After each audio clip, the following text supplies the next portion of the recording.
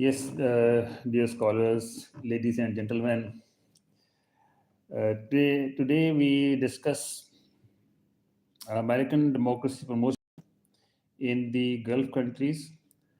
In the last sessions, we have discussed the role of the American society in the in promotion of democratic values and norms in this region. Today, we discuss the role of the American government under the Bush administration. And before discussing the American Bush administration, a few points before 9/11 about American foreign policy regarding democracy promotion. And in fact, many scholars have written about the American role in democratization. Among those scholars are Talbot, Rubin, Way, Bunce, Volchik, Hans, Laughlin, and Zahim. These scholars and many others have written on American foreign policy regarding democracy promotion in foreign countries.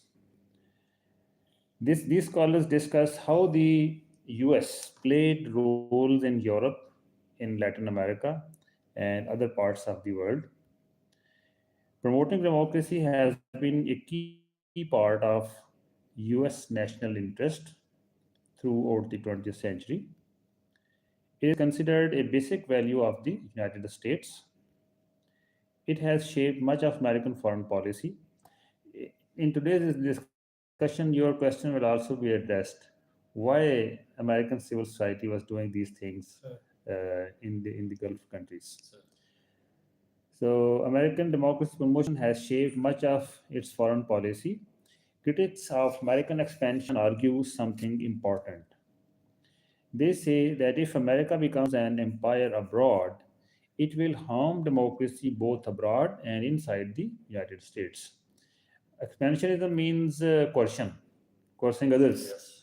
If Americans coerce other nations, it is directly against the democratic spirit. So it will harm democracy abroad and democracy at home. Many Americans are convinced, they argue like this.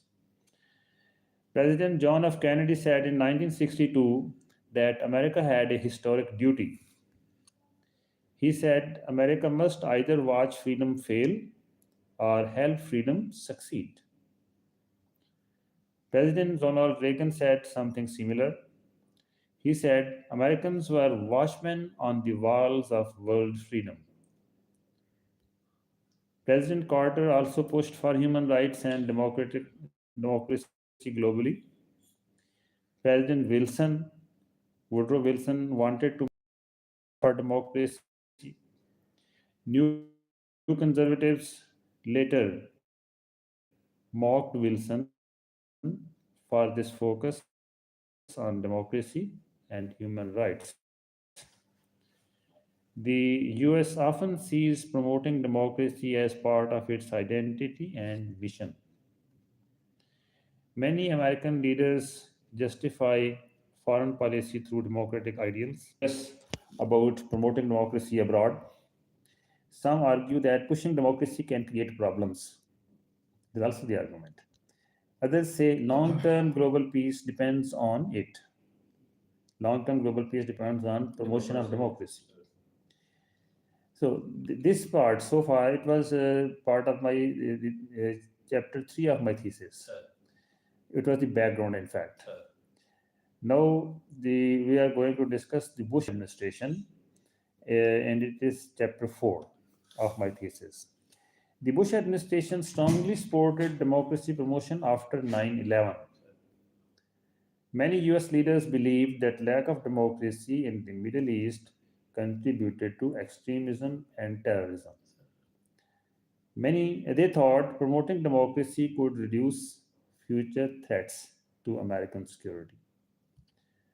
The Bush government created new policies to encourage democratic values in the Middle East. They said democracy in the region would help bring peace. Bush also said Middle Eastern people deserve freedom, just like people in other regions. He criticized the idea that Arabs are not ready for freedom. He said, thinking like this is pessimism and condescension. The US government connected democracy promotion with American security. 9/11 made the administration rethink its approach to security. Yeah, I think I have already mentioned that after the 9/11, the American government launched the 9/11 Commission. The 9/11 Commission investigated the 9/11 incidents and prepared and published a report. It is a detailed report. In that report, it was highlighted that in the Middle East, in the Arab countries, particularly in Saudi Arabia, there is a lack of respect for human rights. It causes grievances and political suffocation, which leads to extremism and terrorism. Because it was found that many Saudis were involved in the 9/11 events. So the 9/11 Commission also recommended promotion of human rights in the Arab world. 9/11 made the administration rethink its approach to security. Condoleezza Rice explained that the US spent 60 years choosing stability over democracy in the Middle East. So before that, the American focus had been on stability, and they had been promoting and supporting the autocrats in the Arab world. And democracy was compromised. But after 9/11, there was a shift in this approach. Condoleezza Rice explained that the US spent 60 years choosing stability over democracy in the Middle East. She said the US achieved neither stability nor democracy through that old approach. She announced that the US effect sheet from the State Department said US policy was based on human rights, democracy, and rule of law. The Bush administration used four types of institutions. Just a break, sir. Sure. Rule of law and democracy sometimes appear like a contradictory things. Democratic values generally give liberty to do whatsoever they want to do. Generally, Okay. and any imposition of laws or enforcement or rule of law sometimes hinder the democratic process. For example, For example, if you see the freedom of expression, yes, it is a basic democratic value. but it's not absolute. But In in existing, you see environment all over the world, freedom of expression is taken as absolute liberty. actually, they play it. Yes. People, various political actors, they maneuver the ideologies Sir. as they fit their interests, Sir. as they suit their interests. Yes. In fact, there's nothing absolute, not only in democracy and politics, in this whole universe. Yes. Nothing is absolute. Okay, everything is relative. Sir. And even freedom of expression and all the freedoms, they are not absolute, they are relative. So, when we say rule of law, it is essentially democracy. Because without democracy, there can be no rule of law as such. You may ask why. Sir. Because rule of law means uh, conducting the business of the state and society according to rules, according to laws. And it is not only about the day to day business. Rule of law also essentially means that the governments are formed and changed according to the law. Okay, so if a government is not elected, not government, not democratic, so the the basic foundation of the state of the government Yes, sir. is goes against the spirit of law, rule of law. Sir. So to ensure rule of law, there must be a system, a framework according to which governments are formed and changed. So, the rule of law, in fact, ensures democracy. Its spirit is not against the democracy. But there are some deviations in practice, not in the spirit. Yes, exactly. People sometimes they misuse or abuse their Sir. freedoms, Sir. their democratic rights. So it goes against the democratic spirit. Sir. So, a fact sheet from the State Department said US policy was based on human rights, democracy, and rule of law. The Bush administration used four types of institutions for promoting democracy in the Gulf. Number one, the US government departments and their branches. Number two, private American organizations under public private partnerships. Number three, international institutions involving the US, like BMANA. BMANA is broader Middle East and North Africa. And the American Kuwait Alliance, AKA. Number four, local Gulf organizations. So these are four types of organizations which were engaged to promote human rights and democratic reform in the Gulf region. These institutions included both bilateral and multilateral groups. Using all these different institutions helped spread activities across many areas. The US also redesigned democracy promotion structures. Three major initiatives were launched. Number one, the Middle East Free Trade Area, MEFTA. Number two, the broader Middle East and North Africa, BMANA initiative. Number three, democracy assistance programs. MEFTA and BMANA mainly focused on economic reforms. Programs run by Middle East Partnership Initiative, MEPI, Bureau of Democracy, Human Rights and Labor, DRL, and USAID focused on political reforms, education, and women's empowerment. In the Gulf, MEPI and DRL were active, while USAID did not play a major role. After the 9/11 attacks, the US government changed its thinking. Democracy promotion became the main part of the Bush administration's policy for Arab countries. The administration launched the Freedom Agenda. This agenda showed a major shift in US foreign policy. Some people said this shift rejected almost 60 years of earlier American policy. Before this, the US usually accepted the idea that stability was more important. Some of the points are repeated here. Sir. The US often supported authoritarian governments in the Middle East. This included many governments in the Gulf region. By choosing the Freedom Agenda, the Bush team rejected the idea of Middle Eastern exceptionalism.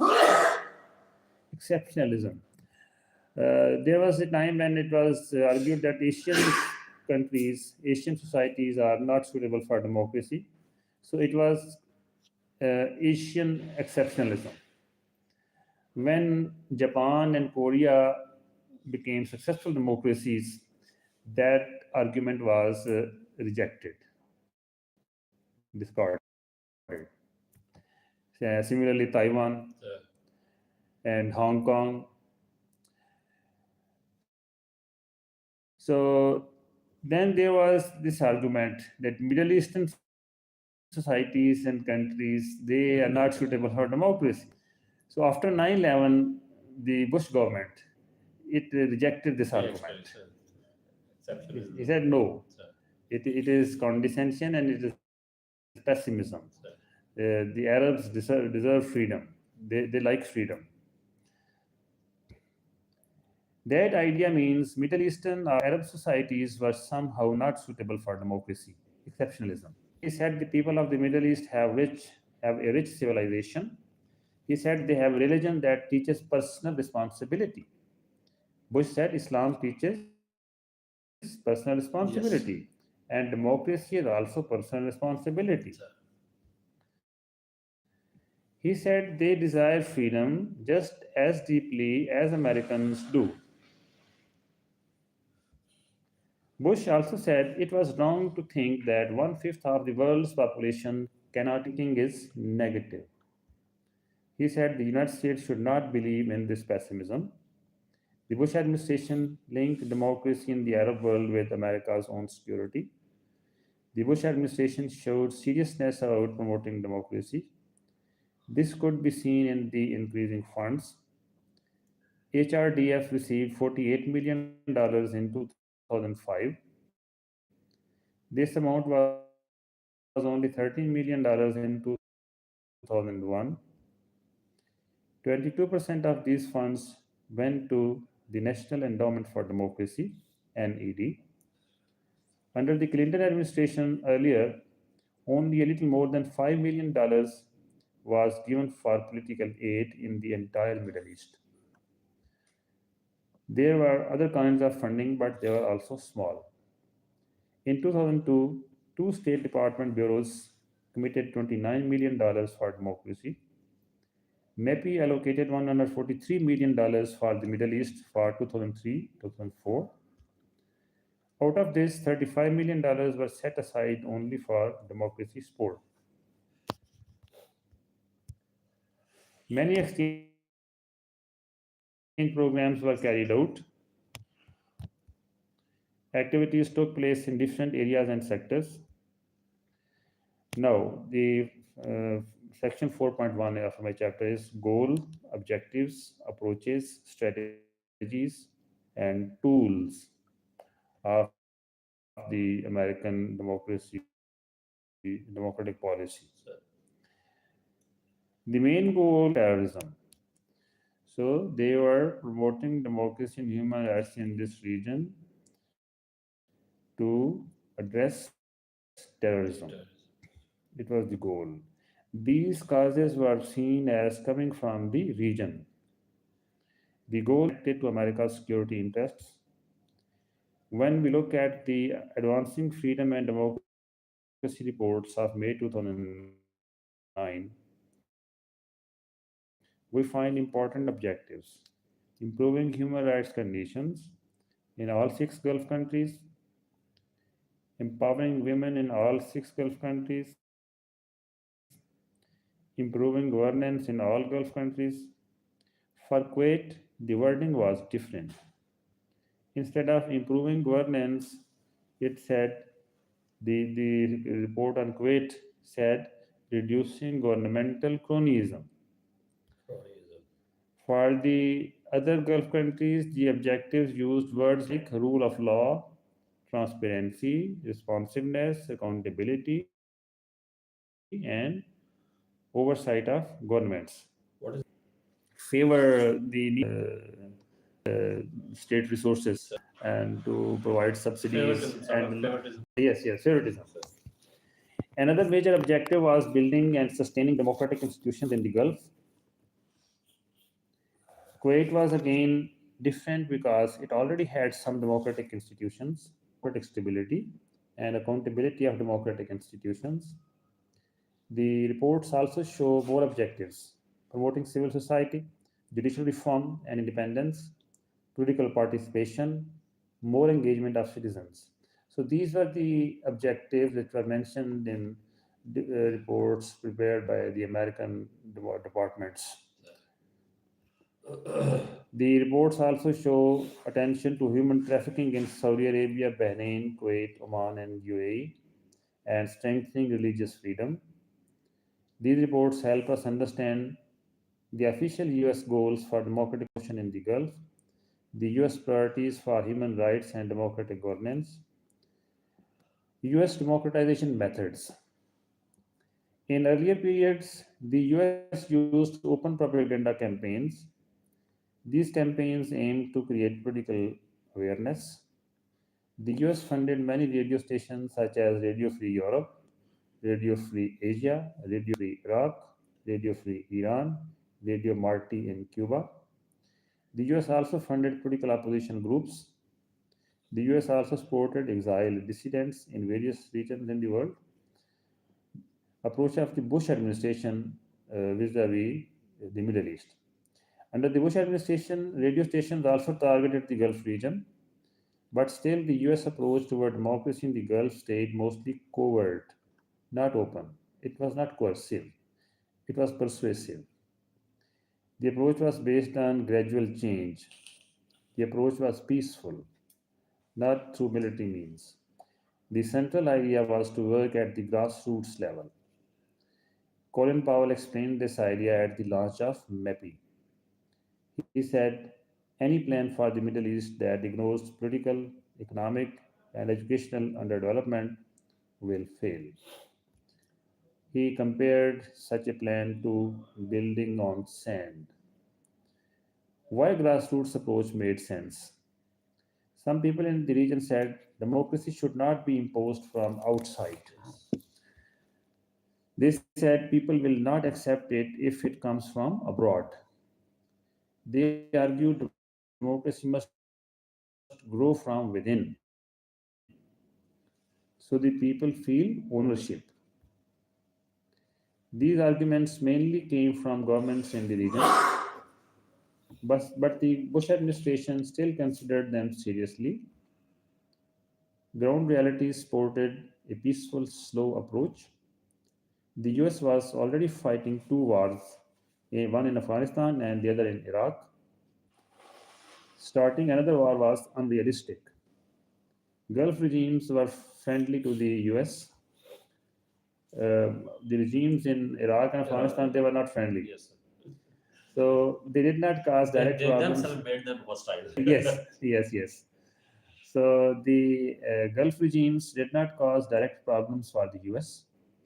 Gulf oil flowed to the US without interruption. So, Afghanistan and Iraq were not friendly. Use of force and its limits. The US removed the Afghan and Iraqi regimes using force. The administration said this was necessary for US security.